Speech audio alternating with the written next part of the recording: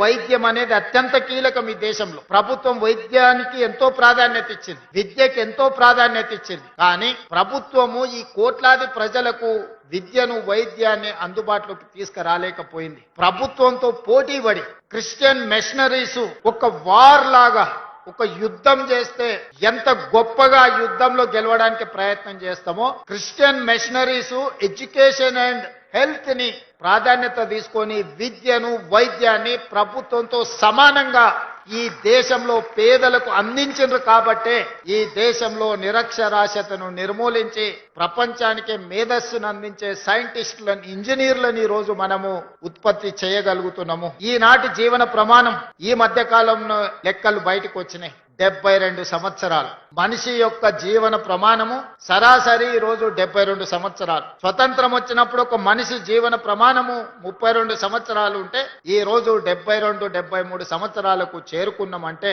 రాష్ట్ర కేంద్ర ప్రభుత్వాలు ఎంత ప్రయత్నం చేసినాయో వారితో పోటీ పడి సేవ చెయ్యాలి, మానవాళిని కాపాడాలి, ఈ కాపాడిన మానవాళికి విద్యను అందించాలి అని క్రిస్టియన్ మిషనరీస్ కంకణం కట్టుకొని అంకిత భావంతో సేవలు అందించింది. కాబట్టి ఈ దేశంలో విద్య వైద్యము క్రిస్టియన్ మిషనరీస్ అందించిన సేవలని అభినందించాల్సిన బాధ్యత ఏ ప్రభుత్వానికైనా ఉన్నది.